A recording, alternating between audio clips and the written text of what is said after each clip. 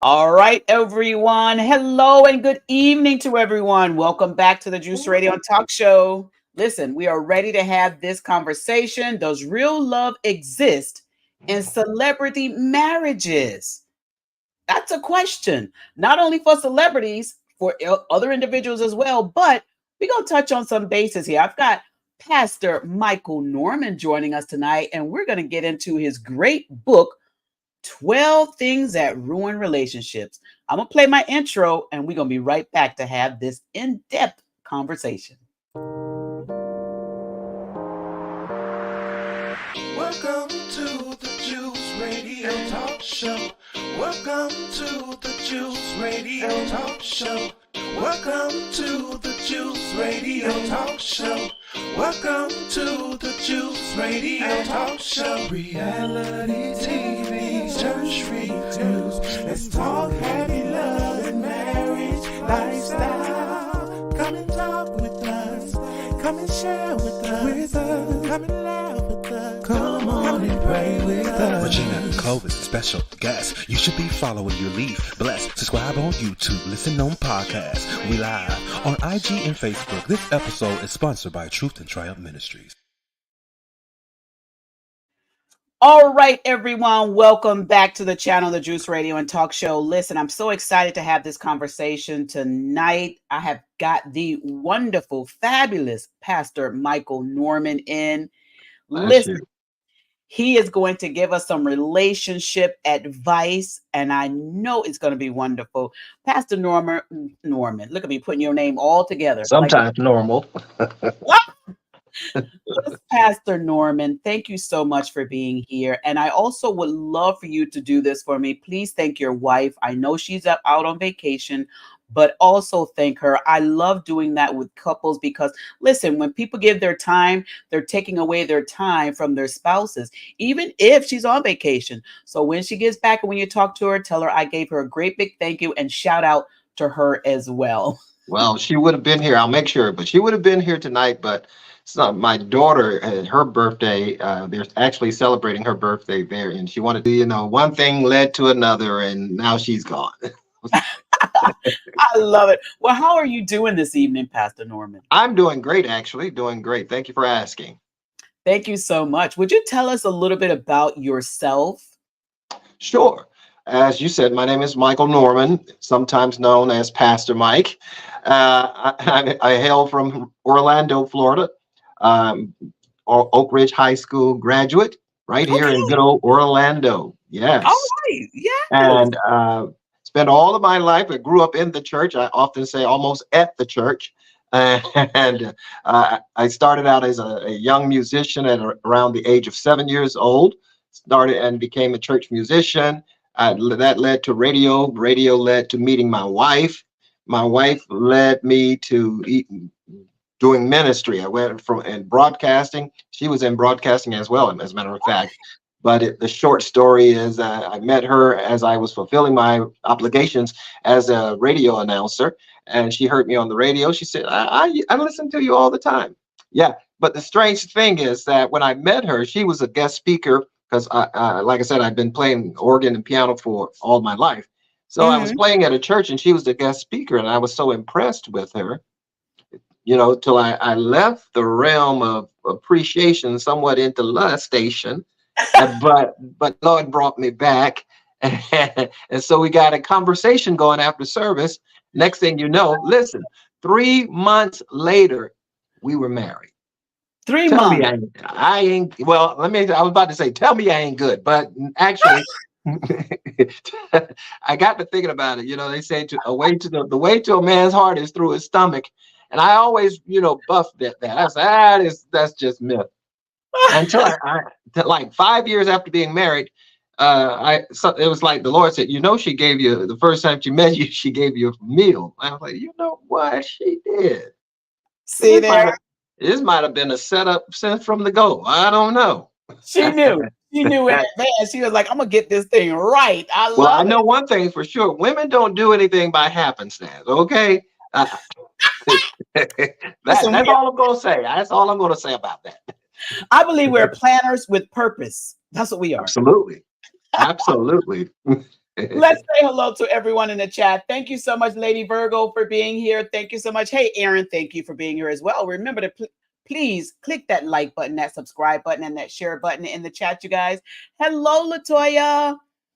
Thank you for being here. Appreciate you being here as well. Thank you, Latoya. You're the best. That's right, y'all. Come on, y'all. Click this like button over here. Thank you. Hey, Joseph. Thank you for being here, Joseph. Joseph runs a lot of the back stuff here for the Juice Radio and Talk Show. Thank you so very much, Joseph. Appreciate you. He said, listen, y'all press the button. Press the button. I love it. Thank you so much. Hello, beautiful Bianca. Thank you for being here as well. Y'all are amazing, amazing. I love each and every one of y'all. Appreciate all your hard work and your dedication. Y'all keep it nice and friendly in the chats as y'all do. Remember, you can continue the conversation right there in the chats. And if you would like to have us ask a question, if you post it on there, we'll put it on there just before you put your comment, put question, and then go ahead and put what that question is, all right? Because Pastor Norman will be answering those questions as well, all right? So Pastor Norman, I ask you to be on today at the Juice Radio and Talk Show. Aaron, let me know if you have those comments, okay, so I can release that. I ask you to be on tonight because of the situation that's going on with Shaquille and Shaunie. Now, there's a whole big situation that happened. We spoke about that yesterday on our church news here on the Juice Radio and Talk Show. Shaunie Oneal, of course, has a book that is out, and I believe it's entitled Undefeated. Yes, Undefeated. And she has a excerpt in her book that got Shaq's attention, and so much so that it went viral and people were commenting on it. And I'm going to bring up that real quick here. I'm going to show you her book. She was on Tamara Hall show. She was on the Tamara Hall show, and she told people about her book, and she was joined by her husband, Pastor Keon Henderson.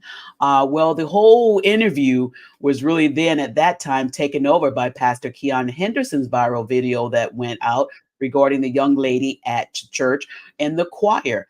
Well, Tamara Hall realized that, and the next day she came on her show and she did give apologies to Shaunie, and she did let the viewers know, please get more information on her book because her interview was overshadowed by what happened with Pastor Keon Henderson.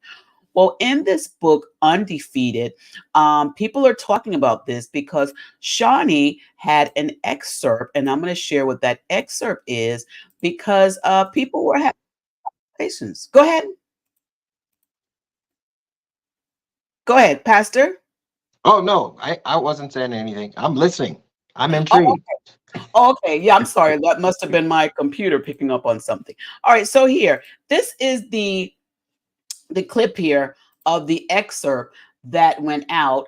And it says Shaquille Oneal seemingly responds to former wife Shaunie, stating in her new book that she doesn't know if she was ever really in love with the man. Now that went viral. And so Shaquille responded on his social media platform by saying, I understand. I wouldn't have been in love with me either. Wishing you all the best. All love, Shaq. So Wow.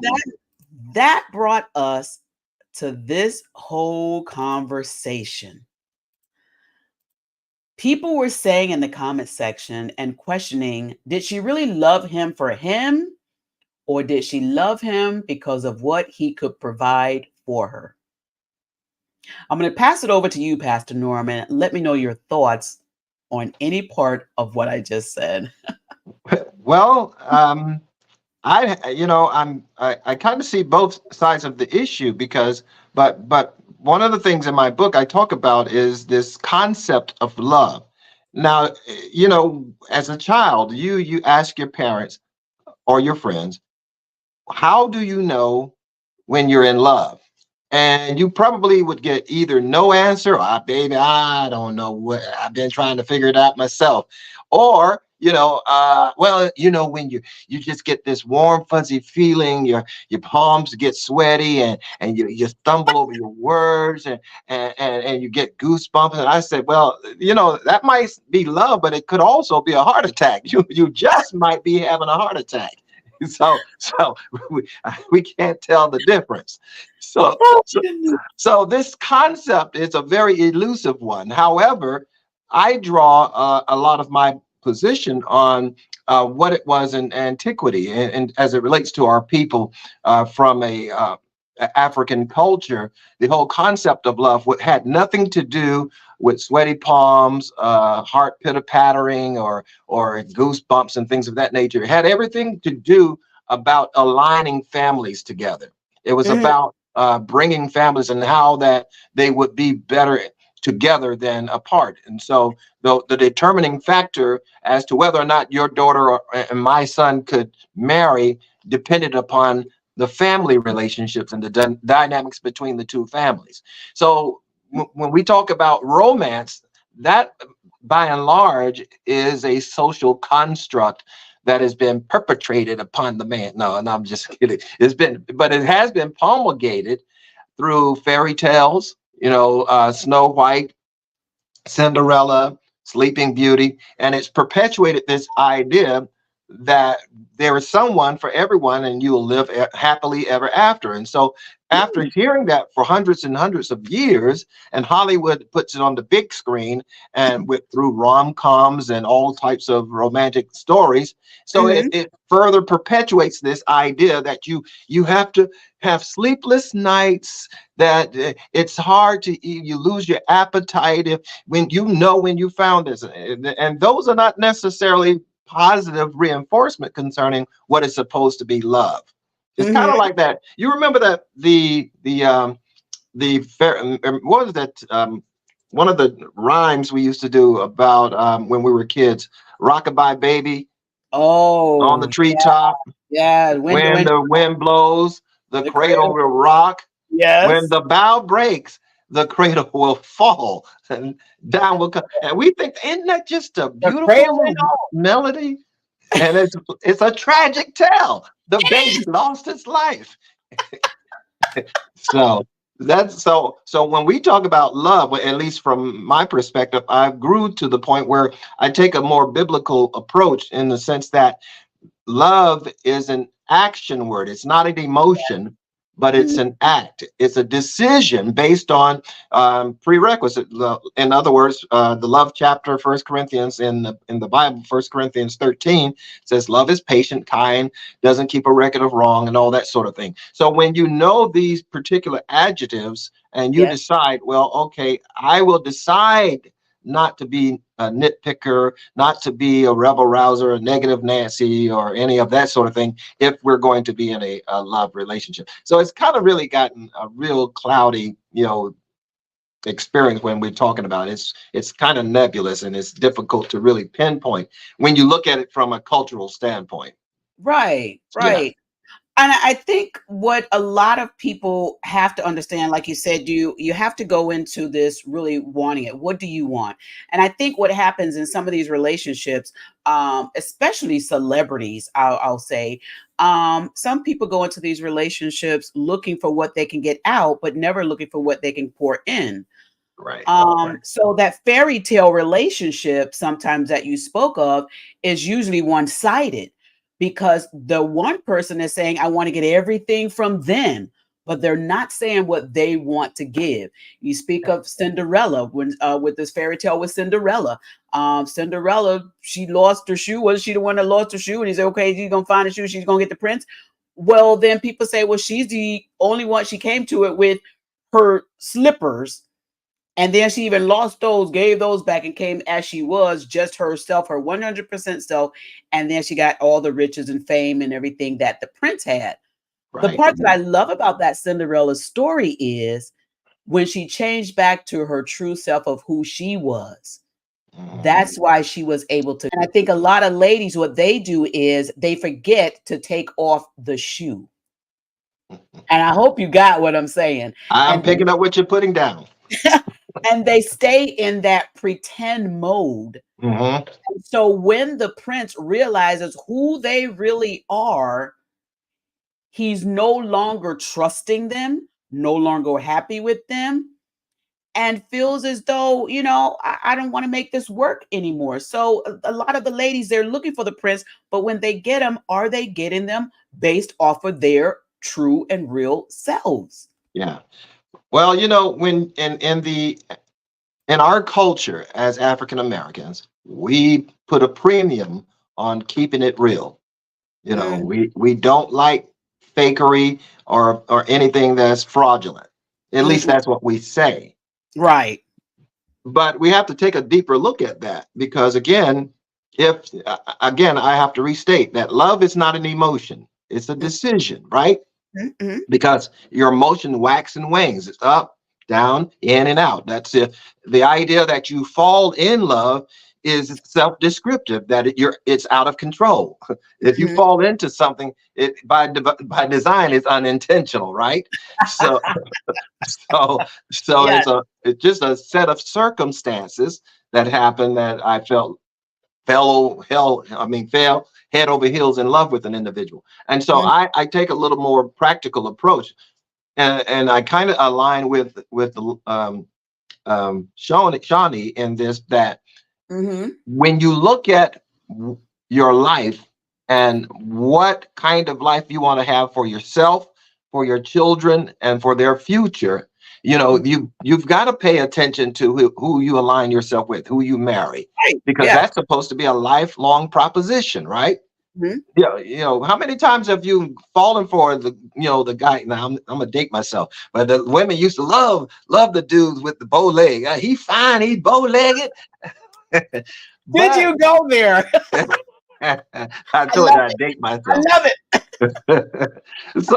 So only to find out that after a while, it doesn't matter how bow his legs may be, because his heart is not is completely callous. Or yeah, Yeah, yeah. and so you cannot trust that. Oh, you ought to marry the one that look good, that makes you feel good, and that sort of thing. I've discovered that old African proverbs that speaks to the fact that you don't have to have emotional attachments. That can Mhm. come later. As a matter of Mm. fact, I don't believe in making any decision when I'm emotional.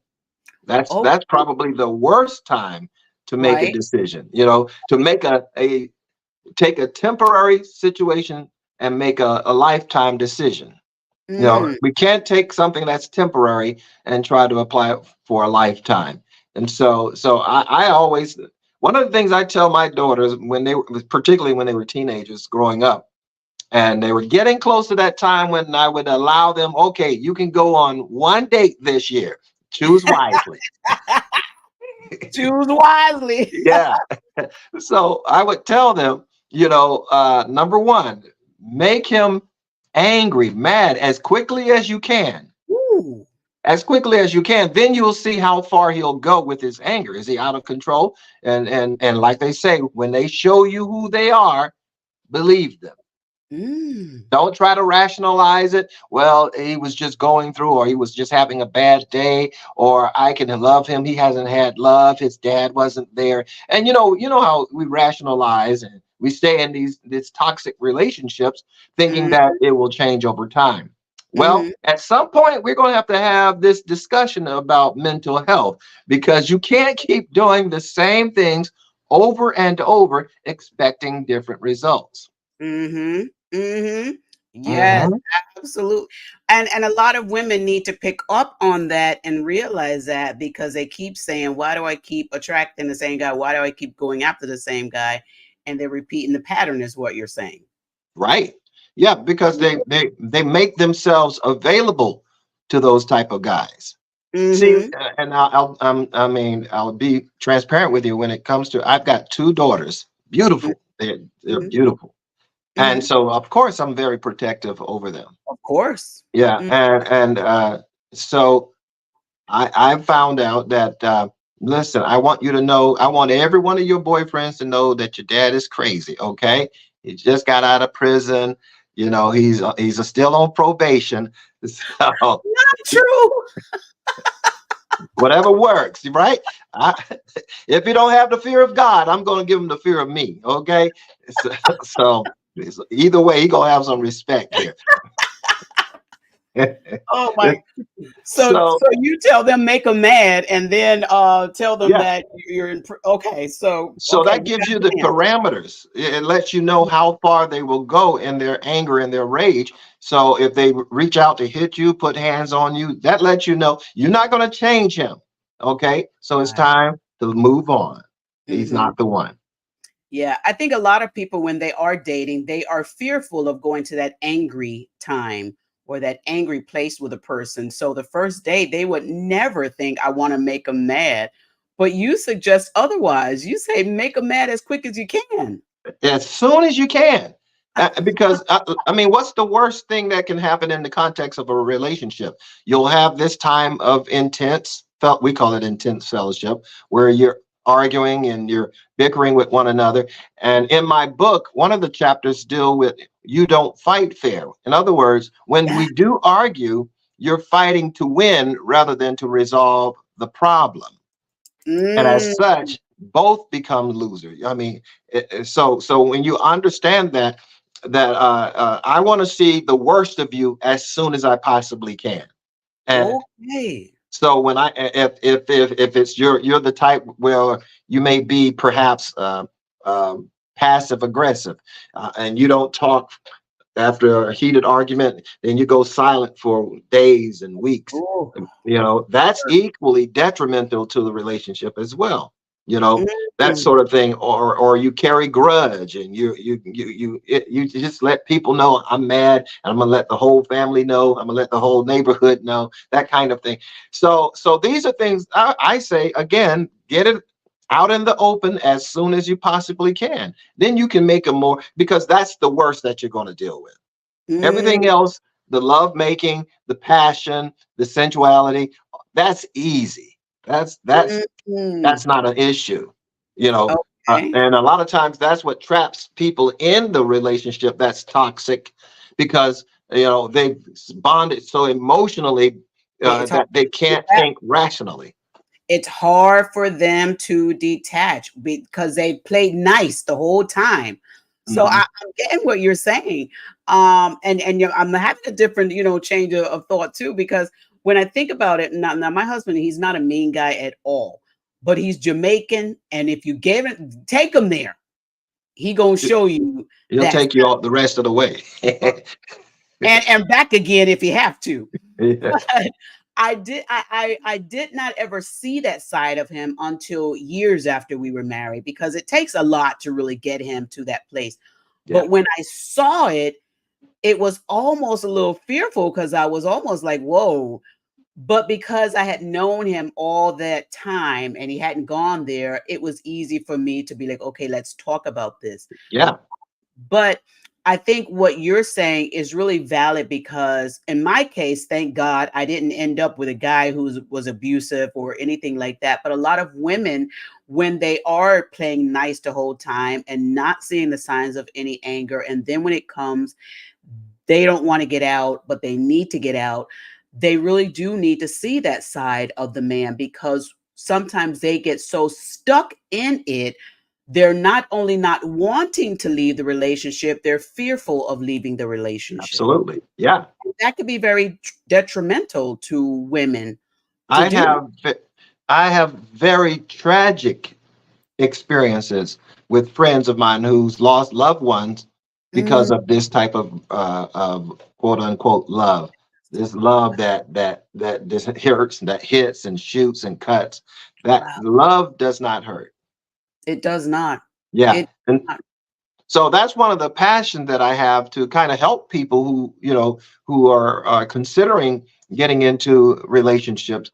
Again, one of the things I say in the beginning is do it's old school, but it works every time. Take Mm, them to court. Take her to court. I want to know who you are, where you come from, what's your mm. ideas, what's your value system. I want to know what's your credit score. Do you Oh, not know your credit score can tell a lot about people, because there's a lot in the lower register of the credit score. They know where crime is based on two things: income and credit scores. you They better know. talk about that. You Yeah. better talk about that. I'm gonna grab this other book that I have over here, because I want to leave this one for the viewers to see. Let me grab this other one, but talk a little bit on that. Touch on that. because a lot of people don't understand that credit score can tell you so much. Not just they got bad credit, not that they don't know how to handle money, but it goes even deeper than that. It does, because it exposes mindsets and dispositions and attitudes. And I know you can't, no one's monolithic, but it does give you a very good perspective on what type of person you may be dealing with. If they never pay their bills, I don't care how good the sex is and how good their conversation is. If they don't know how to pay bills, if they're wasting with the money, you are eventually just kind of inevitably that relationship is going to experience some breakdown. Inevitably. Yes. And not only that, when it comes to the finances and trying to figure out how things are going to work, they may get stuck not knowing really how to deal with that. And that's going to add detriment to the relationship as well. Right. Absolutely. Yeah. You also had in your book, Pastor Norman, this chapter that I love that you mentioned as well, Too Religious. This chapter, Too Religious. I want to talk about this because a lot of women say they want to get married. They're in church every Sunday. And those of you viewers, we're going to talk about the other stories up there. And those you guys are here because of the other tags, Gary Owens and all that. We're going to get to that. But we want to do this prelude first. Too religious. There's a lot of women that are in the church. They praying for the right man to come in. There could be a man sitting right next to them, but they are too religious to get a man. Talk a little bit on what this chapter means to you and why you have it in your book. It's various variations of that thought. One of which is, again, when you grow up in the church, such as I did, the real truth is the majority of the people in the church are going to be women. They outnumber the men somewhere like 3 to every 1 man, maybe some say up to as much as 7 to 1. 7 to 1 more ratio. 7 women, 1 man. Somebody's gonna miss out. Okay, it's not going. Somebody just not gonna have one. Several. So when you're birthed into that culture, though, that reinforces the idea that it's better to marry than to burn. That means get married, or you're either going to burn in hell or you're going to burn in heat. Either way, God's going to be angry. And so it incentivizes getting married because I don't want to disappoint God. I don't want to fall in sin. So essentially, when a man, all he has to do is walk down the aisle, give his life to Christ. And most of the women, all 7 of them, already see him. We're going to have 2 kids. We're going to live in his neighborhood. They got the whole thing mapped out, and without even meeting the guy, it just believing God. So it's kind of self-sabotage in a lot of ways. My goodness. So what can some of these women do? And what are some of the signs? Let's start there. What are some of the signs that they are too religious? Well, I grew up again in my household. My dad wasn't a Christian. My mom wasn't a Christian when they met, but she became one.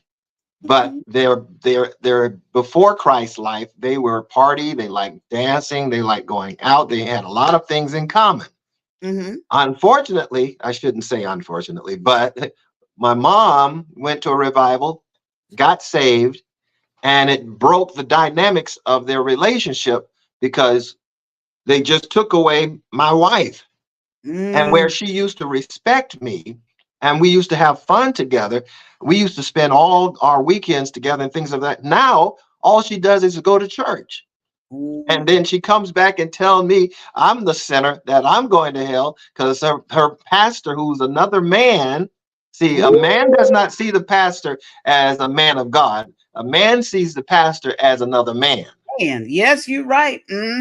So when you bring your church and your pastoral advice and guidance into the house and into your marriage, that basically you are creating a very what's the word, imbalance.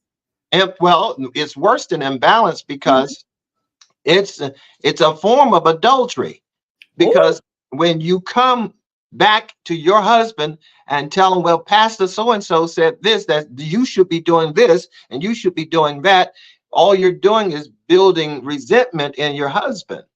And Mm. because he feels like another man has more influence over my wife than I do. And he Mm. ain't paying none of the bills here. He ain't doing so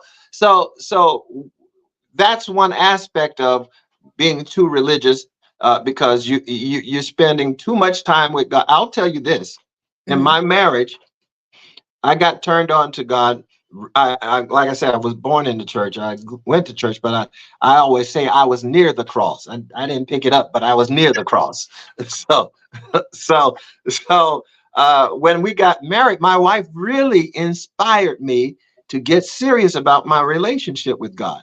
And so I did. I would Uh, pray, I would study, I would spend time. We had a two-story townhouse we lived in, so I labeled it upstairs was the upper room. So I really got into this thing, and I was praying every free moment I had. I was either praying or I was studying, mhm. until one day while I was praying, you're not going to believe this, but What's while that? I was praying, I will just say a voice spoke to me Okay. and said, "What are you doing?" And so I'm like, "What do you mean? What am I doing?" "I'm praying. I'm seeking your face." He says, "Well, what about your wife and your children downstairs?" So I was like, "What about them?" I was like, "They're on their own. Better get, I got mine. They better get theirs, because Ooh. I'm seeking your face, Mm. forsaking all to follow you." And he says, "Get up off of your knees, go down and spend some time with your wife and children, because that is just as spiritual as you seeking my face up here in prayer. So go downstairs, spend time with them." And I was like, wow, I've never heard that before. Mhm. Never. Mhm. Because we were brought up, forsake everything. You can have Mhm. this whole world, but give me Jesus. And Mm. so when I did that, that revolutionized our marriage and our family dynamics, because now I'm engaging, I'm having a relationship and building rapport with my children. Not to mention, I married at 23, fresh out of my parents' house. I've never lived by myself for any length of time, not 1 year by myself on my own. I went Mm. straight from my parents' home into a marriage 3 months later, and she had 3 kids already. So I married her, not realizing, hey, well, you got to take them too. So, Yeah. so I Wow. got 4 people in one day, and that's Mm. really the inspiration for that book. Because along the way, I was just jotting down and making notes, mental notes at that time, about my marriage and how to make it work, and how it takes two. The whole concept that I'm looking for someone who completes me. I've destroyed that sacred cow, because you don't look for Ooh. someone to complete you. You look for someone who complements you. Ooh. Yeah, because it's not a 50-50 proposition. Because if I bring you 50% of anything, that lets you know it's already defective. Ooh. I had to dispel that. I had to become, and that meant becoming whole within myself. I Wow. had to discover me first, because I can only print. I couldn't, up until that point, I presented my avatar, my, representative, but now I got to deal with me and find out who I am, so Yeah. I can properly represent that to my wife and my children. Wow. Let me tell you, that is, I love that. 50%. Don't give me 50%. Something missing. Hmm. You Where's give the me rest of it? don't give me 50%. We Hmm. need 200. You got 100, I got 100, we got 200. We already over and Yeah. doing really better. I Yeah. love that scenario. You said you came in when you got married. You went straight from your parents' house to this new home with four other people, and you had to make that work. There's a stepfather part in that. I would Yeah. love if you could touch on that part for the families out here that are doing what they call blended family. Blend it. Yeah.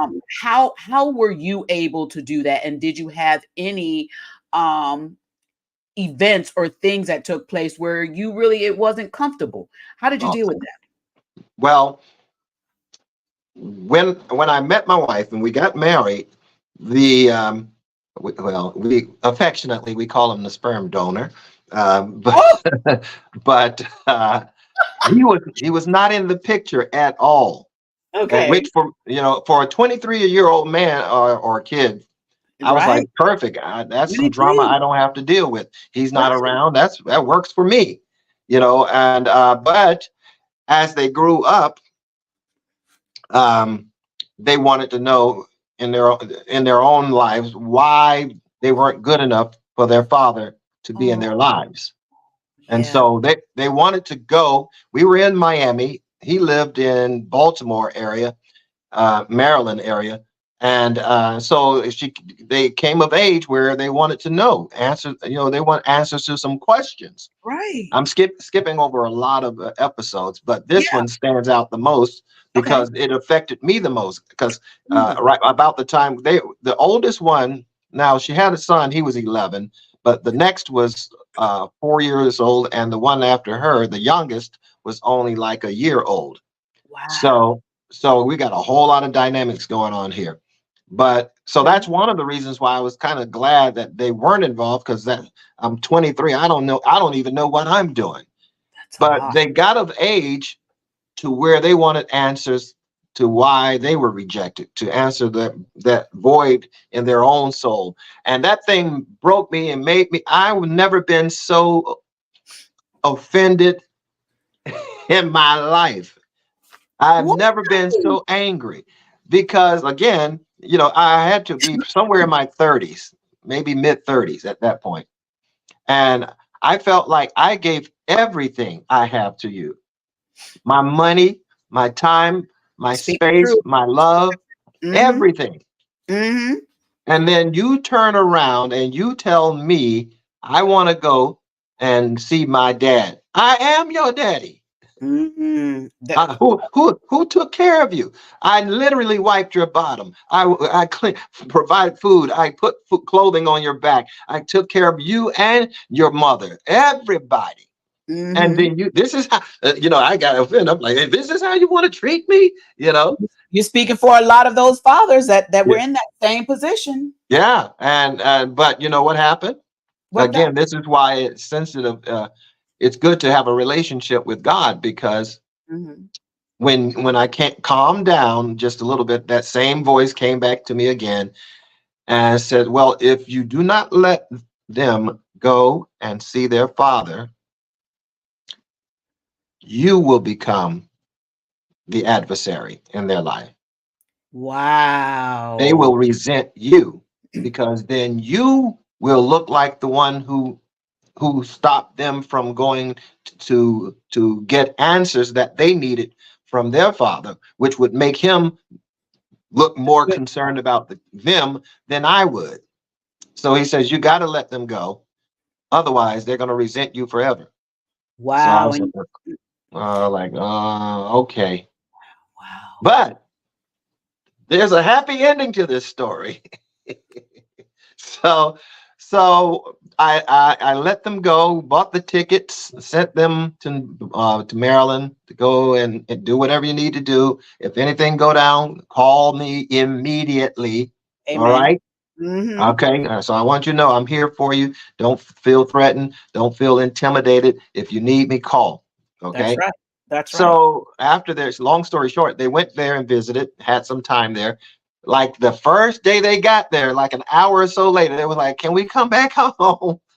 You I were was like, like, my babies, my babies. "Got him, got him." I love So, that. so that really taught me something. I could have took a hard stance and say, "No, I'm not letting you do that to me." That would have been selfish of Ooh, me. I'm ooh. not letting you go see and get answers that you need, because that would offend me. And I was really hot. I mean, I've never been so upset. But again, cooler heads prevailed. And go ahead. And now you can't take them away.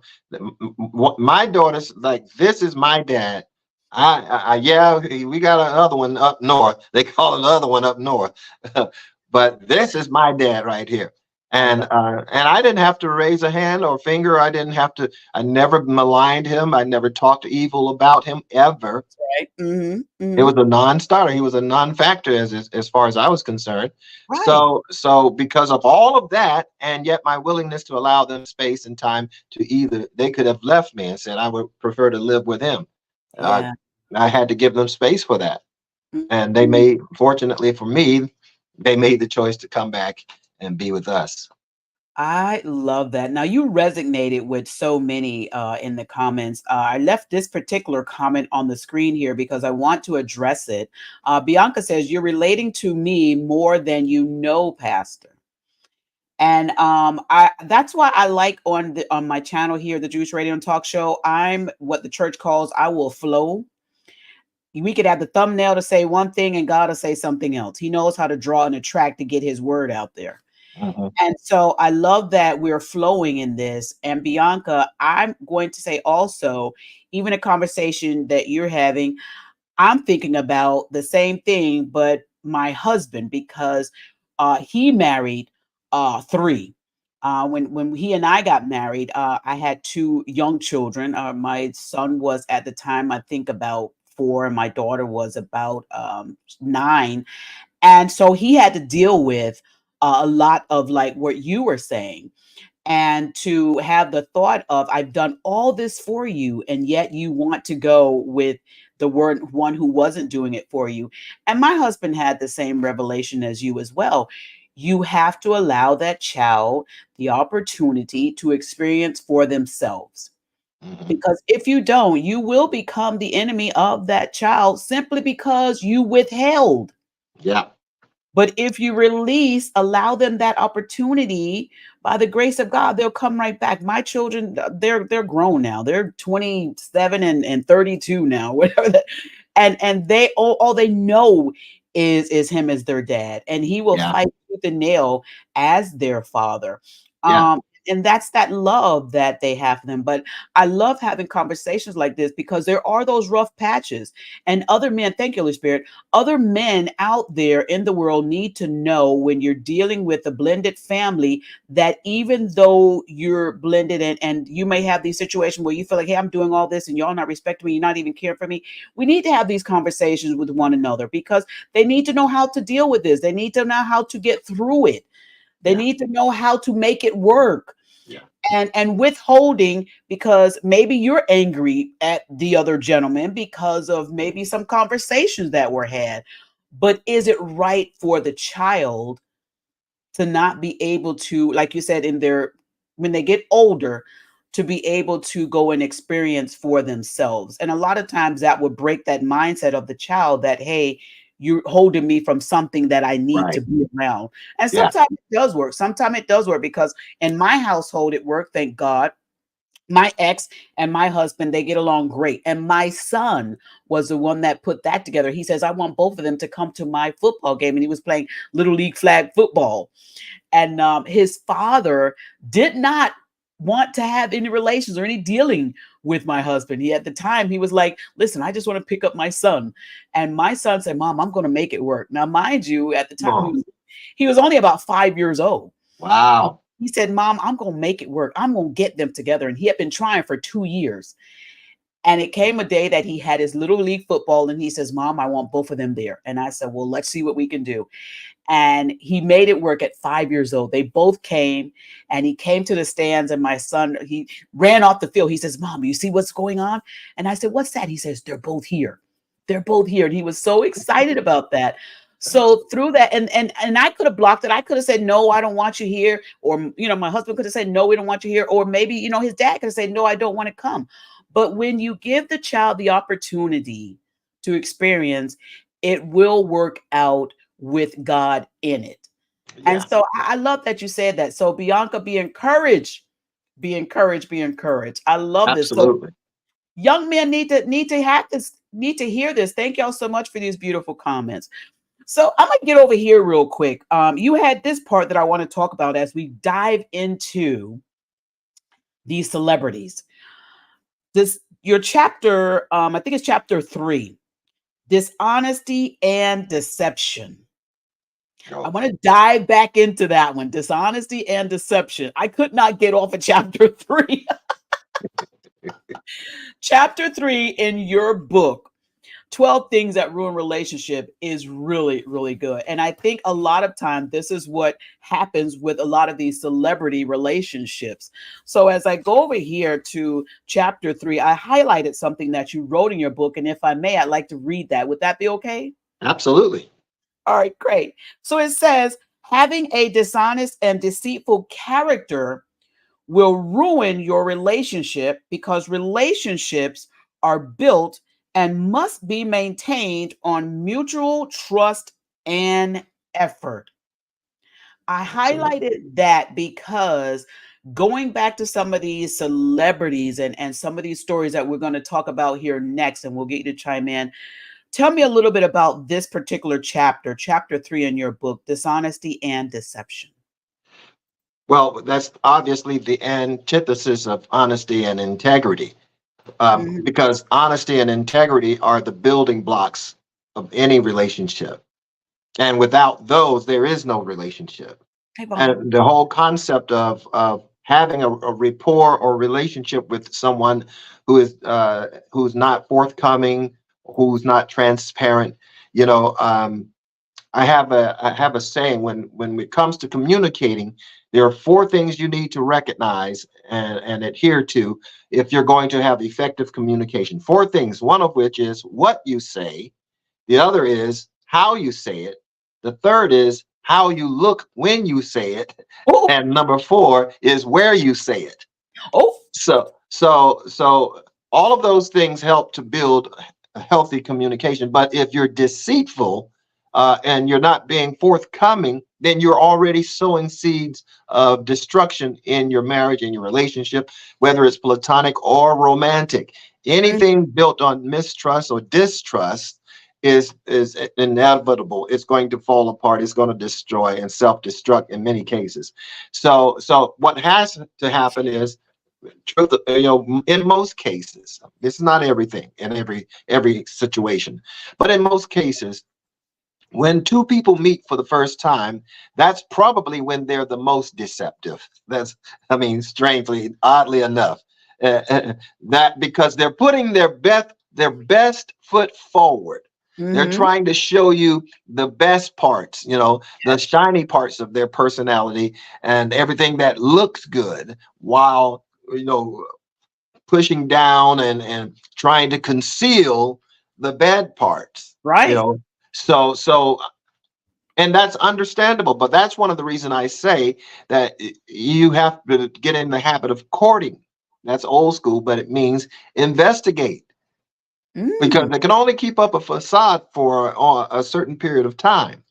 Now, again, I'm not the one to talk about long courtship because I was married after 3 months.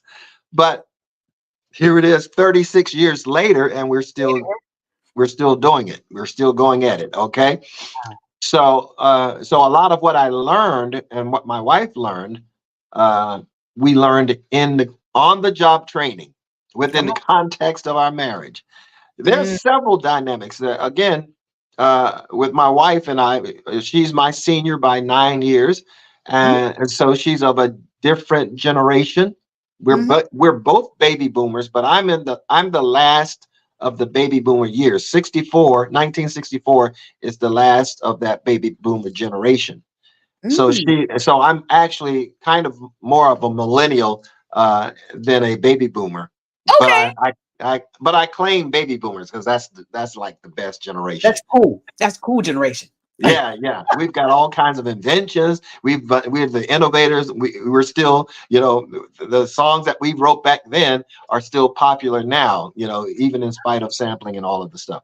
But I say that because, again, back to the whole concept and the issue of deception is again, it's corrosive, and a lie has to be it's high maintenance. It has to be maintained. And Mhm. so the best thing that you can do in the context of a relationship is get to the honesty and the transparent. My wife and I do a show, we call it Keeping It Hot, honest, open, and Ooh, transparent. So ooh. Yeah, so that's the whole concept is if we can, if I here's the real revelation for me, the epiphany I had after my wife and I, let me tell you something. I wish you were here because she could she could co-sign, Mhm. but I say it all the time, so she knows what I'm saying. But we, my wife and I, were so ill prepared for a marriage. No one could possibly be more ill prepared than us. We thought, again, she was a prophetess. I'm a musician. We're both in the church, and that's supposed to work out. And it's, trust me, that's just veneer. That's just the window dressing. When we got into our, again, everything is on the job training. Yes. But she was always more spiritual than I was. And Okay. so we used to have arguments all the time. And I was like, man, I'm tired of this. Why are we always arguing? You're a Christian. I'm a Christian. She says, that's the devil. So, me being a man, I was like, that's the devil. What do you mean? She says, the next time that intense fella or we argue, she said, the next time that happens, you just bind the devil. So, the man is logic. So he pulled out his notepad and his pen. He's like, next time argument.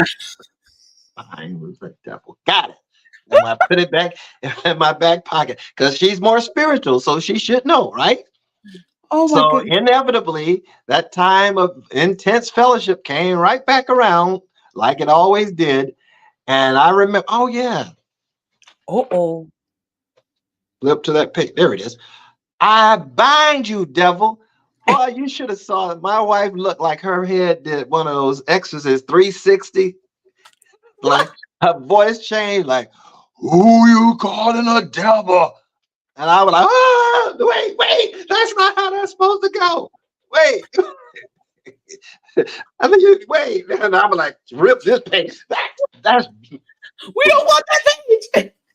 we're not doing. Obviously, that doesn't work. Scratch, throw that out. Anyway, that was gonna work anyway. But I she took the lead as far as spirituality in the family Funny. until I grew up and I assumed my role. But Okay. that was early on, and I was like, okay. She said, "Bind the devil." I bind the devil, and boy, that devil turned 10x on me. And metamorphosized, and I was like, "What the what?" Oh my goodness. Oh, Hilarious. Pastor Miller. I'm sorry, I'm calling you Pastor Miller. Pastor Norman. My apologies. Listen, no worries. dishonesty and deception, it carries a lot. There's something else in this particular chapter that I wanted to touch on, and it says this: being dishonest, it says, being dishonest and deceptive has the potential to ruin a relationship because it requires repair that someone may not want to invest in. Oh yeah, Pastor yeah. Norman, I had to highlight these because I think what some people don't understand is they feel as though they're going to be dishonest, they're going to not tell the truth, they're going to hide things or so forth. And then when it's found out, they feel as though, oh, the other person should just allow it to work it out. But when you're dishonest in a relationship, the other person does not necessarily have to forgive you. Would you say that's an accurate statement? Well, when it comes to deception and dishonesty, it's not only as the obvious where you're lying about who you are, what you are, blah blah blah, what you've done, but it's a state of mind. And the reason I say it like that is because when you meet for the first time, there were things that you assumed about one another, about Mm-hmm. their character, about their integrity, their ability to be transparent. And because, for instance, in my wife and I's relationship, I never have to worry about what's on her mind because as soon as it hits her mind, it's coming out of her mouth. Yes. But Yes. that's only about certain things. And there Mhm. were things that she wasn't as forthcoming about that I didn't learn until 10, 15 years into the marriage. And I was like, oh, so you're not as transparent in that area as you are in this area, but you're not in that area. Okay. And again, I'm green and wet behind the ears on all of it. So Mhm. for her to even remain with me was the favor of God. But we both decided, well, let's try and work this out. Let's see how we can make this work, not for the sake of the public, because we were all both in the public's eye. I was still in broadcasting, she was still traveling, ministering and preaching. So we were, we knew it was important to present a unified front, but at the same time, don't make it fraudulent. Make sure Mm. everybody doesn't have to know we going through something if we're working at rectifying it, trying to Mm. work it out. We're not going to just display our garbage or whatever, dirty laundry. We're not going to do that. If we're actively working on changing that about our marriage. And that's what we committed to doing. There's a lot of things we had to work out, Yes. and it just and it was grueling for a while, man. She's had some tears, I've had some tears, and I'm like, we've all both like, I remember one time I was like, I'm Mm. done, I tried it. This is not working for me. So I packed my bags, and literally as I was packing my bags, getting ready to walk out the door, I looked behind my wife. She got her bags and she's walking out the door too. I'm like, well, wait a minute. This is not how this works. She's like, I said, where are you going? She said, wherever you going. I love her. I said, we can't even do this right. God dog. She was like, I am not letting this go. No, This, you leave, I leave. I yeah. love that scenario. So Your forgiveness. hotel room shall be my hotel room. Wherever you go, your God shall be my God. And so At that the front desk at the hotel saying 2 keys, please. we didn't make it. I didn't make it. I was like, oh man, this is so funny. I was like, it caught me off guard. I was like, this is hilarious. We So are a mess. You do but know that. it's great that you were able to forgive, but there are some people, unfortunately, you may miss the opportunity to build that relationship and stay in that relationship. But your advice would be to work through those times when you find out things that That- were not that's when transpired. that's when true honesty shows up. But Mhm. again, in that chapter, we don't fight fair. If you're simply fighting to win, then your winning exposes the deficiency that exists in your relationship, because Mhm. only you win. If it's not a win-win proposition, then nobody wins. You Mm. get what I'm saying? Absolutely, absolutely. One more thing from your book, and then I'm going to touch on these stories. I know we're short on time here, so for the next few minutes, could you give me about another 10, 15 minutes? Sure. Anything Okay. you want. I love it. Thank you so much. This part you spoke about real quick, integrity. You mentioned integrity in this prior conversation, and in your book, things that ruin 12 things that ruin relationship, chapter 3, you stated this: the integrity of a relationship rests on its foundation. What sustains your relationship during rough times is the foundation that you built the relationship on. Please elaborate more on that, because that needs to be on a whole t-shirt, all the way, And the whole t-shirt. the whole Yeah. t-shirt. Well, obviously, any building that you're going to erect or construct, the feasibility of it and the longevity of it is dependent upon the foundation for which it's built upon. Mm-hmm. So if the foundation is faulty, whatever you build on it is going to inherently be defective. And Mm-hmm. so honesty, integrity, truth, transparency, all of that is true. That's necessary. Those are necessary. These are what we call values. Mm-hmm. And in my book too, we talk about values. If we don't agree on certain values, some of them are negotiables, others are non-negotiable. Yes. Mm-hmm. These are not going to change. And if we can't agree on this, no matter how much we feel for each other, we are not fit for one another. You know, Mm. when we talk about division, division is not necessarily always combative. The Bible says, how can two walk together except they be agreed? Which Right. means if I'm going to the grocery store and say you're going to the hospital, they'll just use that for an example. Uh, Hmm. well, obviously, if the grocery store is due north and the hospital is due south, how are we going to go together? Ooh. It's impossible. Now, it's not designed to say split up. It's designed to awaken us to the reality that we need to come together and agree upon a set course of action as it relates to our marriage.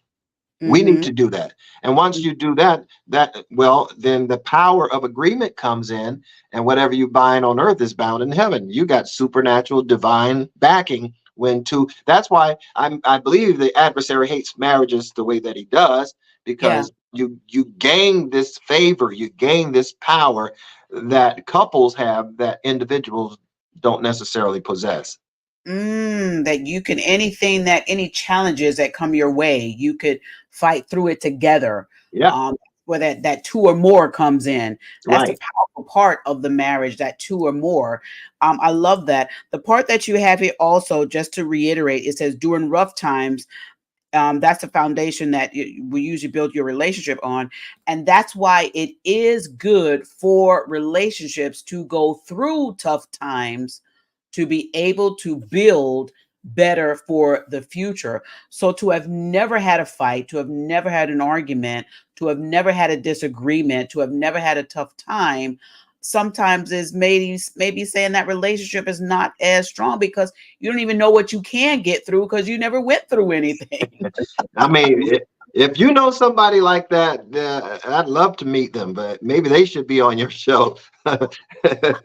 but but in general, I do understand that. Now we don't want to paint the picture that every day is filled with trauma and drama. But No. there is something to be said about suffering. That's for individuals as well as corporate, because Yes. there's a strength that's built during time of suffering and Mhm. straining that you otherwise will not get by simply observing. I mean, Mhm. I can go to the gym and look at all of the weights, the treadmills, and everything and observe it, but it won't do me any good until I submit myself to a time of running on the treadmill, getting Work. under some weights. You know, Work. if I want to build muscles, looking at the weights not going to make it happen. I got to get under there, do some whatever it takes, because it's going to break me down so that it can build me up. And so that's where marriages fail. They fail at the breaking down part, not realizing if we persist in this and we stay together, it's going to build us up. It sure definitely will. You guys, we're going to get over to our quick hot topics conversations this that we're having on the channel, but I want to invite and remind you all to check out Pastor Norman's book, 12 Things That Ruin Relationships. You can get it on Amazon. It is an amazing read. It's not a huge book, so it's easy to carry around. You can read it in a day. It is absolutely amazing. 12 Things That Ruin a Relationship, a guide to knowing when it's safe to love. Y'all check it out on Amazon. All right, Pastor Norman, let's go real quick and talk about some of these hot topics that are trending on social media. We've already spoke about Shaunie and the situation with her and Shaq. I have to give kudos to Shaq on the way he responded to Shaunie. Absolutely. Admirable way. I tell you, I loved it. Would you like to chime in real quick on his Sure. answer? Yeah, Yes. because I've seen Shaq on several occasions Mhm. um, taking responsibility for the destruction of his marriage.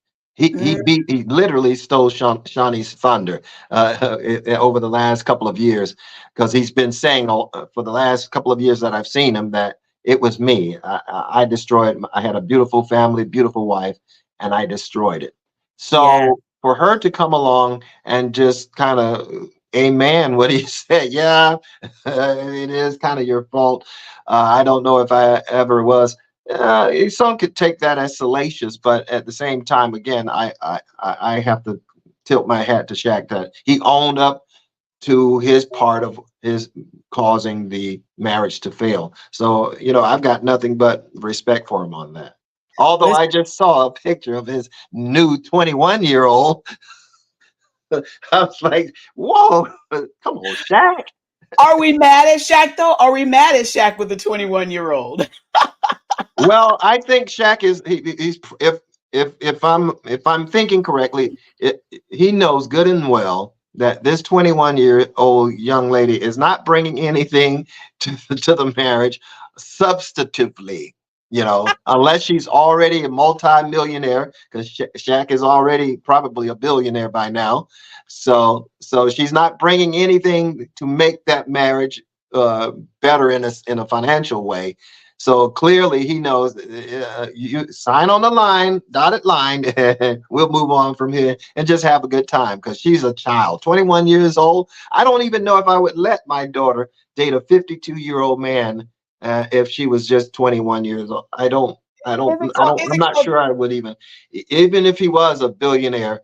I'd be, woo, woo. Is it called dating when you're that far apart, or is it called That, babysitting? I mean, which one is it? yeah, I think that's more like daycare. Well, here's a video I wanted to share of Shaq, and I've shared this because, listen, people were saying that Shaq was bothered. Shaq was not bothered regarding the situation that happened. He owned it. He's fine with it. Shaq is going to be Shaq. I always say Shaq is a stand-up dude. Yeah, he did his mistakes when it came to their relationship, but you guys, Shaq is still Shaq. Check this video out.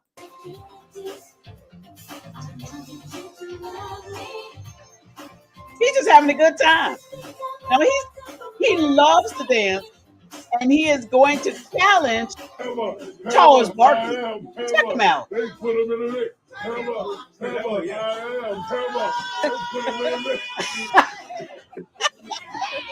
Charles, he's got no chance.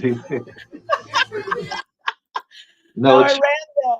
I ran that because, listen, Shaq is fine. He is fine. Listen, he is fine. He's owned it. He's done his wrong. The great thing about Shaq is he will keep a smile on his face. He will Yeah. keep pushing forward. I do pray that he finds true, real love. At this point, I mean, with a 21-year-old, it's nice, but is it really Yeah. real? I mean, it's like they say, money can't buy you love, but it can rent company, though. it can rent you some company. You want that 12 months or 24 months? Yeah, exactly. With interest, without interest? What do you want? Get what you can while you can.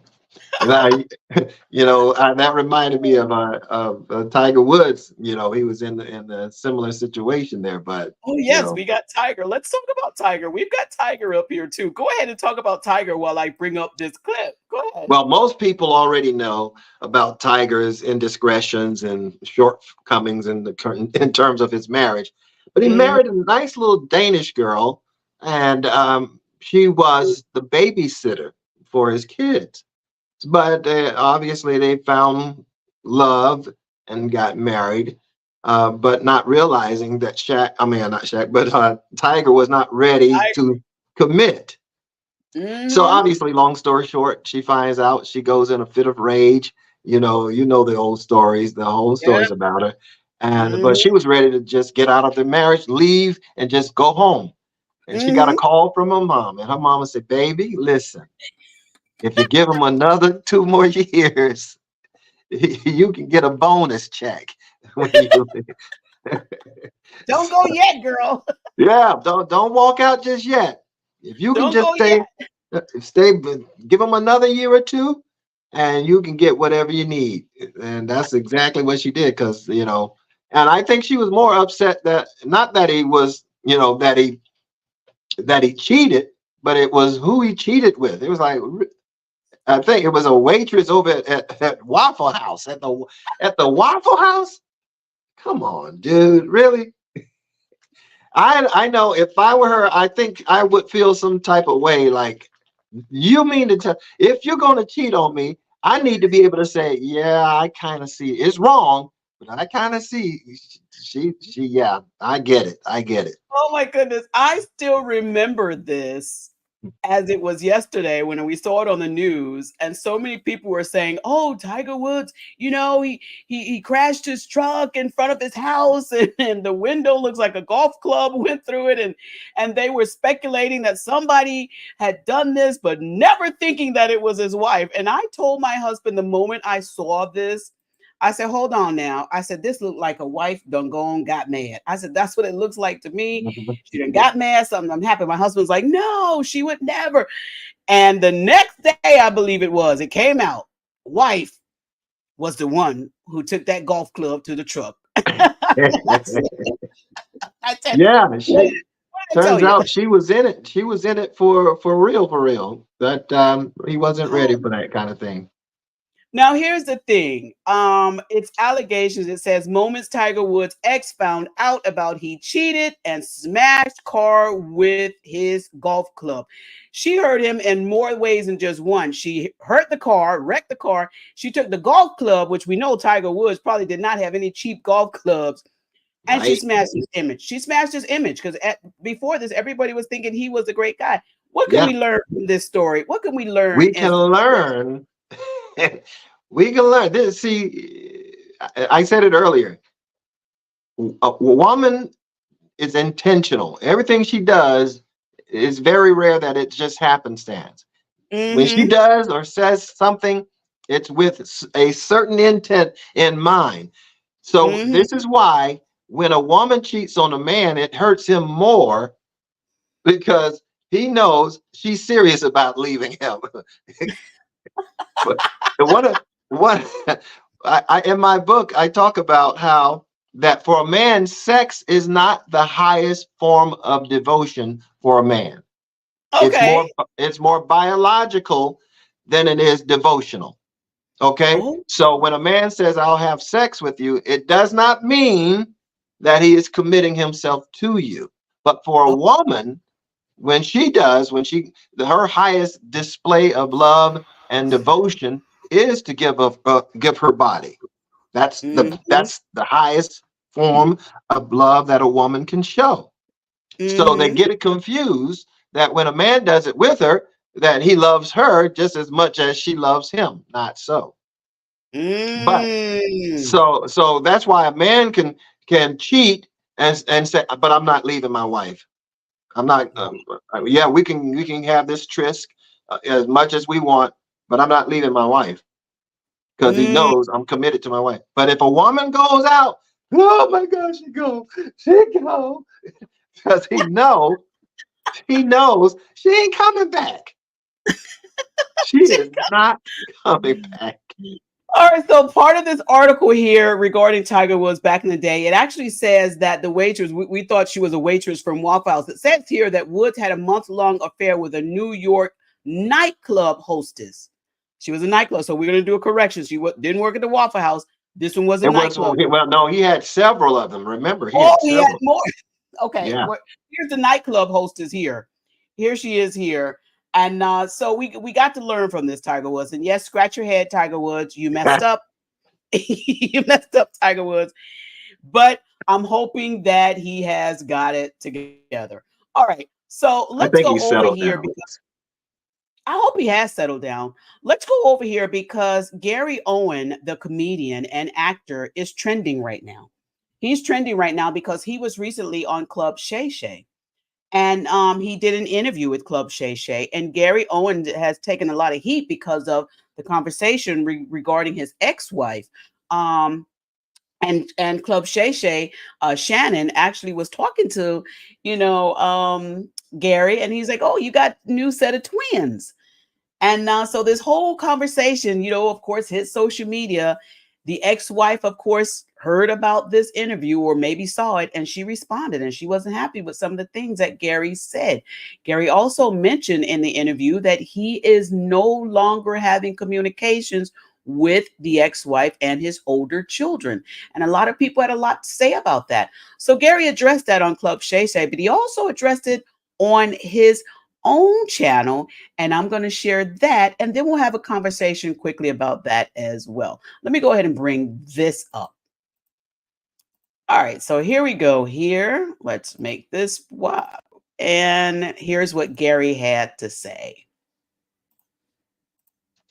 Was the one I've mentioned on my podcast, talk about speaking it into existence. They called, we got on, and it was a therapy session. I feel like I got to tell my side of the story and clarify some of the stories because now that I've admitted to infidelity, I'm cool with constructive criticism. I'm cool with seeing things in a manner that maybe I didn't look at. But if you're just saying he's a cheater, he ain't shit, you destroyed the family, I'm like, okay, let's just slow down when it comes to a divorce. Because now that I've admitted to infidelity, I've told my side of the story without, I feel like I've thrown my ex under the bus, place some blame. Because the truth of the matter is, when a couple gets a divorce, you can put blame all the way around. The woman's going to see it one way, the husband's going to see it the other way. And I think we get so caught up in, I got to be right, I got to win, I need public opinion to be on my side. And then I even said it like there always has to be a bad guy. Where in my case, I read some of the people's, like, some of the negative comments was, you don't realize when you cheat, you don't just cheat on the mom, you cheat on the kids and the whole family. And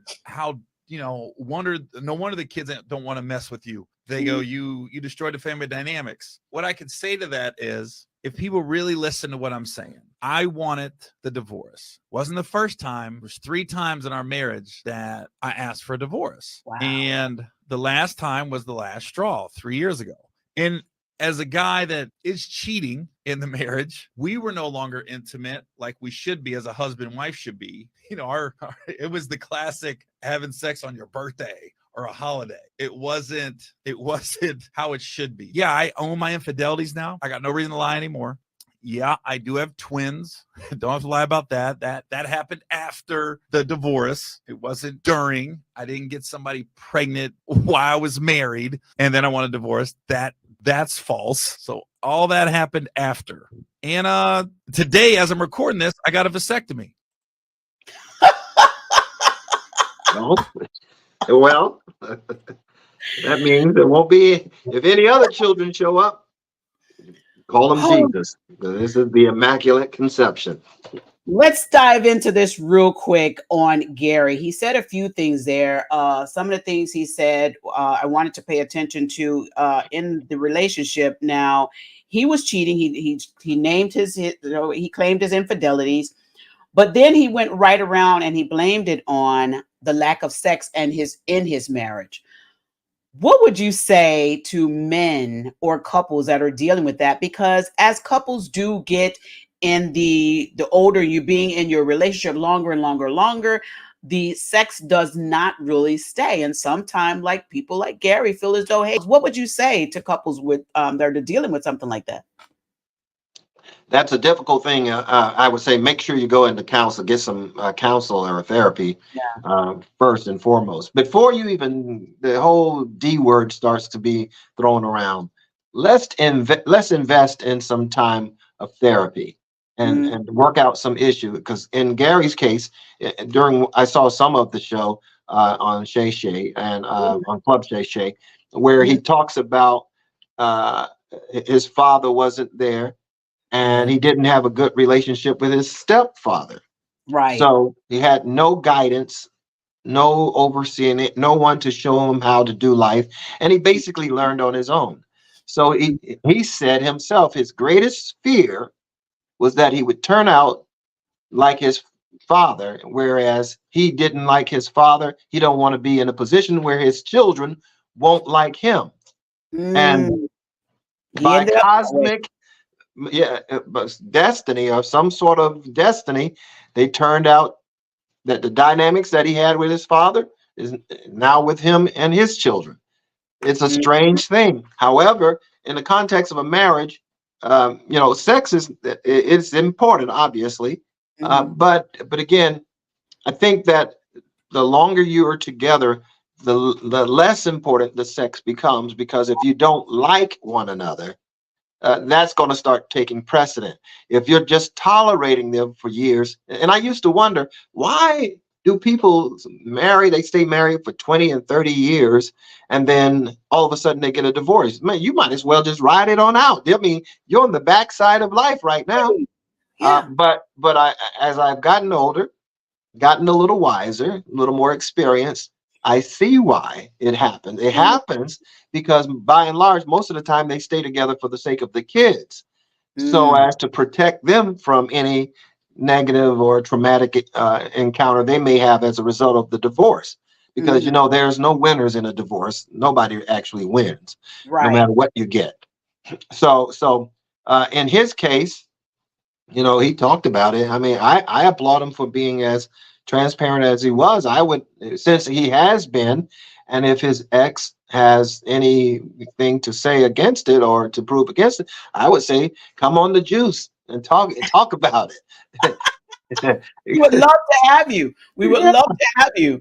But until then, Kenya, you're always welcome to come on the show. Here is an article from BET, and they stated that Gary Owen's ex-wife Kenya Duke calls him out after discussing their broken relationship on Club Shay Shay.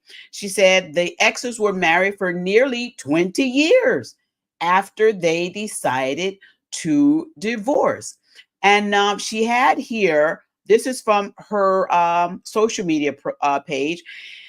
And she says here, my growth is not feeling the need to address mistruths anymore. The grace and kindness I have shown you in the space to tell lies and false narrative for sympathy and attention without correcting. You are a great storyteller. Sometimes I get caught up in your versions. So she's not happy with what he had to say. She says basically he didn't give the boundaries. What's your thoughts on what she had Well, to say? again, I would, the way he told the story, and most of this, of course, is conjecture because I don't know the whole story. There's Right. always three sides to every story: his side, her side, and the truth. Mhm.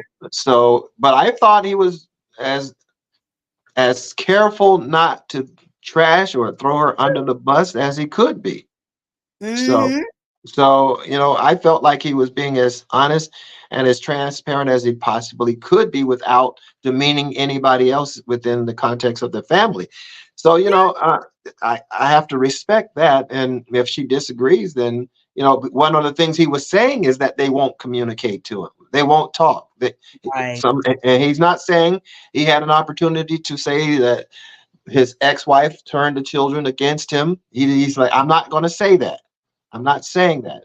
Mhm. But whatever has happened has made it where they don't want to be bothered with him as well. So it's a hurtful thing, It when you've is. invested that much time in a family. And I felt like, especially when you've got a daughter.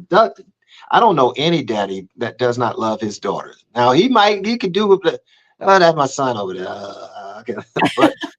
but the daughter, Yeah, that's different. every dad loves his daughter. Yeah. And to hear how he spoke of his children and particularly his daughter makes me feel like I don't think there was a unified front in trying to make it. But you got to hear the story about how their marriage, the wedding went. Did you hear that part? No, I didn't. Tell us what happened. What You, you, happened? you're talking about cosmic signs. The day they got married, sh- Yes. she was late Okay. arriving at the church where they were supposed to get married. They're in California. Okay. And so the pastor says, well, I'm gonna have to go because I got to conduct another wedding at a scheduled time. So I've got to leave. And so they had no pastor to do the ceremony. And so they had another fill-in minister from the church. You can do it and officiate the wedding.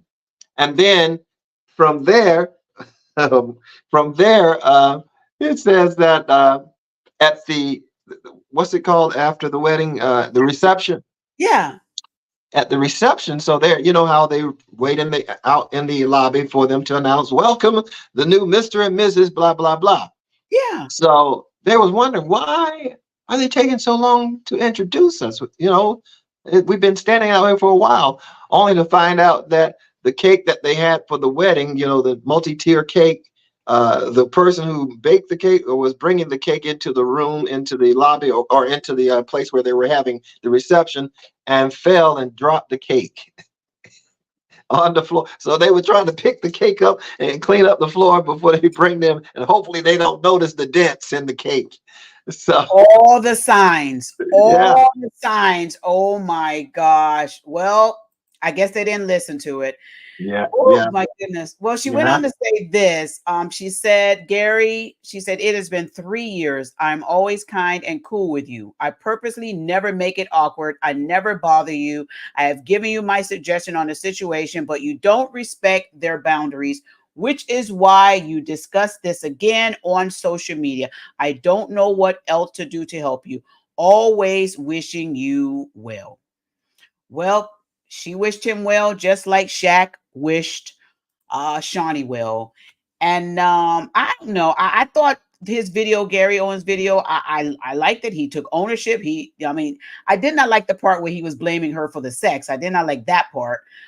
Because as a woman, we kind of feel like, okay, if I'm not sexually wanted to be with you, then why?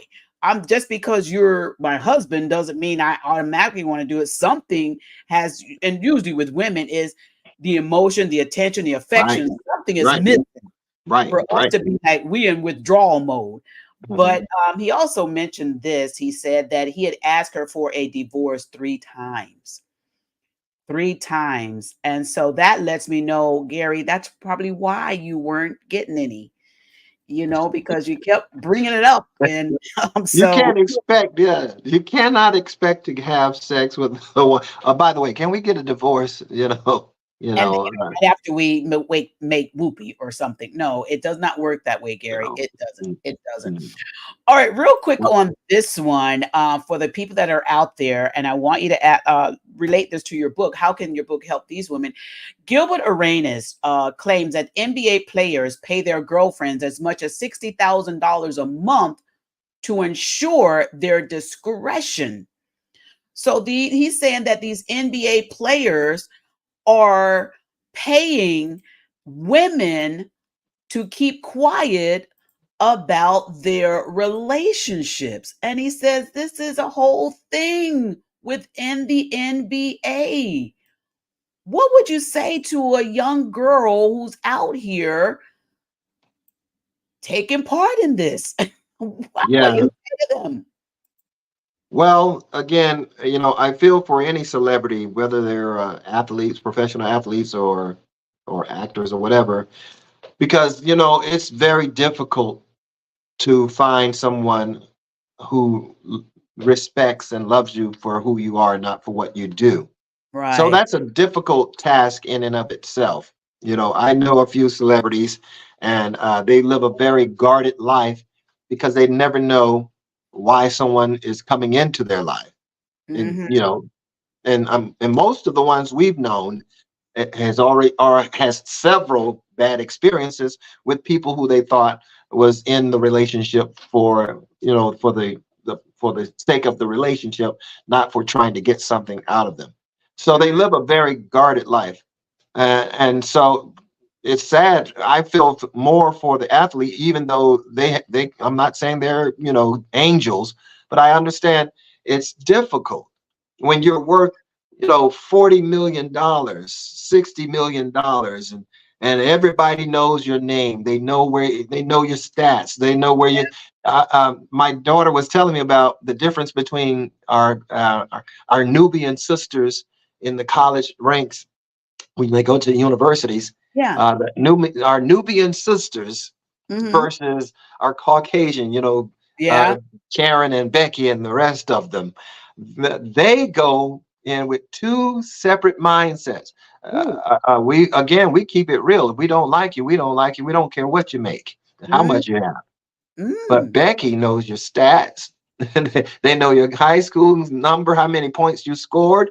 They know how much Ooh. money you are earning in the NFL, NBA, or wherever, whatever. They know all of your. They know your credit score. They know everything. Everything. So when you see, this is why, again, I hate to sound racist, but they tell me I can't be racist because I'm black. So blacks can't be racist. So, so whenever I see a mixed race couple there, I'm always thinking in the back, I'm sorry, I may be wrong for this, Okay, but go I ahead. can't help but think that is a strategic move. And all it takes is one thing to happen, and you go hear the N word. you know, come on, O.J. Simpson, our beloved O.J. Oh, Simpson, hey, God rest his soul. rest of He soul. was He was white until he wasn't. That's just how it goes. OJ, they fooled you, OJ. They fooled you. They They, fooled yeah, they you. pulled one over on him. He thought they had his back. No, no, no. You killed one of ours. You got to Yeah. go back. Mm-mm. Candace Owen. No, you got to go back. Gave him right back to us. Gave him right back to us. Yeah. They did. I'll tell you. I'm just Oh, saying. I can't be a I hear racist what because you're I'm black. saying. Sorry. I hear what you're saying, and some people may not understand that, but many people will understand what you just said. Like you said, they do the stats. They check out. They know everything. They know the details. They go into it with knowledge. We go into it with our heart. Yeah. Yeah. They don't. They're the epitome of Not what's all of love got to do with it.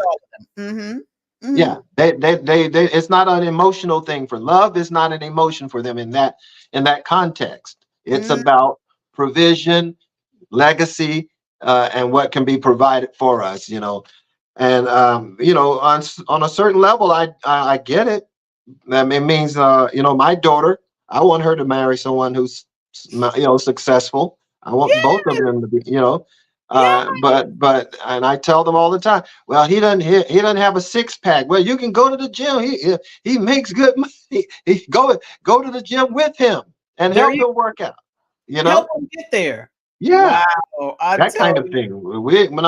No, I don't feel nothing for him. Now, when Becky gets him, all of a sudden they both go to the gym. He's got a six pack, and you look like, oh, I should have got with him. Well, without a vision, the people perish. He eating berries in the morning, strawberries, blueberries, blackberries. He eating well. Becky is making sure that he's good. Oh, we got to get it right. Yeah, All right, yeah, this is our last story for tonight. I want to touch on this. Michael Porter Jr. Michael Porter Jr. has this statement. It says, Michael Porter Jr. on why it's hard to find a good woman as a professional athlete. He says, these girls are putting on a front and they are getting slicker and slicker. He's basically saying this dishonesty part, like what you were saying, we were talking about in your book. He said it's hard for these professional athletes to find a good woman. We just yeah. spoke about the story about the women wanting to get paid. They're getting paid to be quiet. And then he said, I'm out here trying to find basically a good woman, and it's hard to find a good woman as a professional athlete. What's your thoughts on this heading that he said? Well, again, they are victims of the culture because every celebrity athlete has to have an Adonis, a goddess on his side. Mm-hmm. That doesn't mean she has to be ethically sound or integritous. She just has to have all of the right, physical features. And then they fall victim to that. I mean, and now, the truth of the matter is one of the leading attributes that the athletes have made popularized thanks to people like Nicki Minaj and the likes who have the hips, the lips, and the fingertips, and when they see that, it's like, and they're, I hate to sound demeaning, but they come from a night culture that includes pole walking. Okay. And as such, that's where they even go. A lot of them go to strip clubs for entertainment, and they ultimately meet. And that's not saying every girl that's stripping in the strip club are evil and that sort of thing.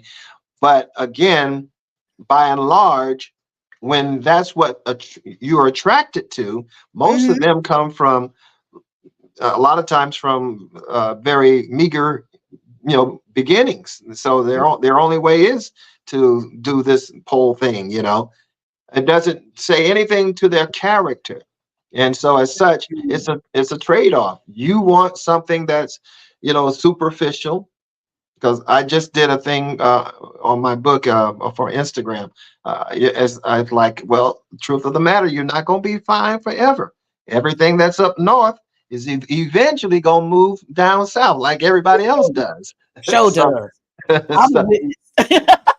so I mean, that's both male and female. There you go. If you trying to build a relationship on something as superficial as the way a woman looks or how much a man makes, those are very empty things in that regard. But if you're genuinely, there are those that have, and I wish they would promote these athletes and celebrities who have had successful marriages and have Yeah, successful marriages, because it would help, to curb this divorce rate. There are people who are staying together. They respect one another. Shout yeah. out to Steph Curry and Shout he out to and him. his wife. You know, yeah, they LeBron. they they present a very good example of what a family, black family for that matter, should look like.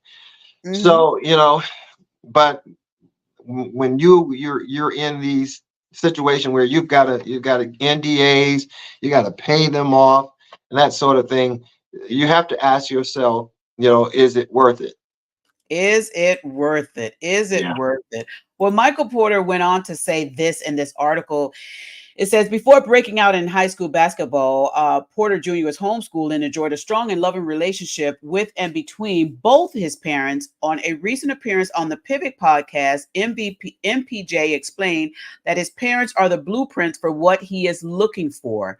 It goes on to say, I grew up in a household where I seen my dad be faithful to my mom. They had 8 of us, he said. God-fearing household. So I believe in marriage. Like, I know that a concept nowadays where dudes is just like, nah, I don't really know if I want to lock it down, but that's what I saw growing up. I believe in that. And he also goes on to say, if I had met her in high school, he says, I would have been cool. Like a lot of these dudes marry their high school sweethearts. He went on, Seth Curry, Giannis, and LeBron. And he also says this regarding trust and faith. He said, in sport teams and marriages, trust in each other is what the relationship is built on. From both the experience of seeing his parents and as a member of the championship winning team, MPJ is undoubtedly qualified to discuss trust in a potential partner. However, he claims it's harder and harder to find someone with both qualities. He goes on to say, girls these days put on a front, he said. They are getting slicker and slicker. Though Porter Jr.'s views on dating now is pretty pessimistic, perhaps he should turn to some of the qualities he talks so much about. He should trust that there is truly someone out there for him who will be exactly what he is looking for, and hope that he will find someone faithful to him. In the meantime, MPJ can enjoy life and continue helping the Nuggets on the chase for this second ring. And it goes on to say this about his championship as well. I want to say this. He's keeping the faith. He's keeping the faith. He wants to get what his parents got. And I believe if he continues to keep that faith and continue to stay around couples and people that are out there, like you said, doing it the right way, he will obtain what it is he is looking for. And he will also do that if he picks up Pastor Norman's book, 12 Things That Ruin a Relationship. Listen, a guide to knowing when it is safe to love. Y'all get this book today, pass this around. Listen, Absolutely. tell others about it. It's going to help not only save your relationship, save your marriage. I believe it is blessed. It's blessed. It's facts in here, y'all. It's not just a sugar coating. There's some real hard, deep stuff that's gonna help you get through those tough times and let you know. And so, Michael Porter Jr., if you're watching, Get in Gary, touch. watching, call us. You guys get this book. It is great. Pastor Norman, thank you so very much for being here this evening. Thank you. Listen, I have been honored. I love this. I'm going to go back and watch this again myself. I love it. I would love for you to go ahead and give us some closing thoughts, if you would. And then if you would do me a huge honor and give us a closing prayer, I would really appreciate that. What's your closing thoughts on tonight for the Well, people? at the end of the day, the most important person you should meet is yourself. Come on To now. find your authentic self, determine who you are. The greatest prayer I ever prayed is, Father, could you please introduce me to myself? Because I've been so many things for so many other people that I've gotten lost in the process. So can you please help me discover who I am? And Mm, once you become that person, I think that's when you become qualified to engage in a relationship. Because if you're trying to find your identity in the context of a relationship, you just may be creating more drama, more problems than answers for your life. So never look for someone who's going to complete you. Look for someone who compliments you, someone who respects you, who celebrates you. As they say, go where you're celebrated, not tolerated. And then that's, for me, is what's going to help build a healthy and a long lasting, mutually beneficial relationship.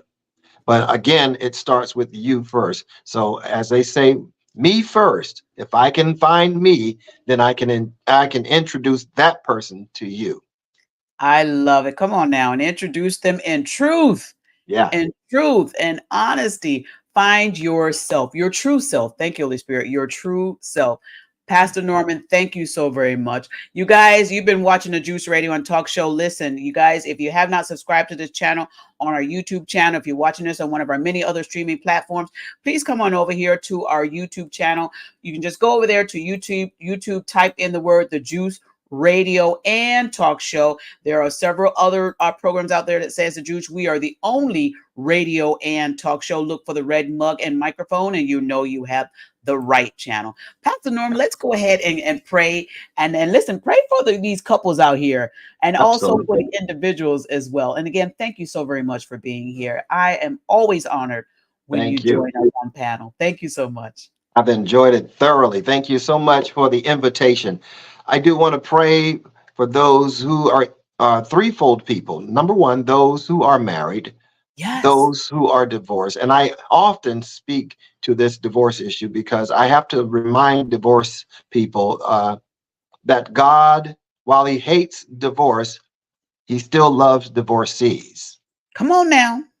That means that you still have hope, you have a destiny, you have a purpose, even though you may have suffered at this incredibly excruciating pain of divorce, but you still have purpose and your life still has meaning. So, Father, I pray for restoration. I pray for healing. I Yeah. pray for vision, Father, for marriages that they would find find that commonality that brings them closer and closer together, Lord God. For those who have suffered divorce, that you be a healing balm in their soul, Lord God, that they can once again find fulfillment in their own lives. And for those who are single, perhaps that are not even interested in being married, but that you will give them vision, that you will give them purpose and direction, that their lives will be full and filled with prosperity. Father, your word declares that you want them to prosper and be in good health, even as their soul prosper. That's our prayer for them. In the name of Jesus, it is so. Amen and amen and amen. Thank you guys for watching. Thank you so much, Pastor Norman. This has been great. Remember to share this video with others. Put a like and a thumbs up in the chat. And if you have not already thumbed up this video, now's a great time to do that. All right, you guys, we're going to be out. Remember, hit that notification bell to be reminded when we have our upcoming shows. You guys, YouTube makes it easy for you. Hit the bell, they let you know. All right. Y'all stay blessed out there. Stay safe. And remember my famous saying, I love to say this: go out there and love one another. But most importantly, remember to love yourself. Get the book. Get the book today. Get the book. Thank you, Lady Virgo. She says she already put it in her cart. Thank you so very much. Y'all stay blessed out there. Stay safe. All right, you guys. Good night, everyone.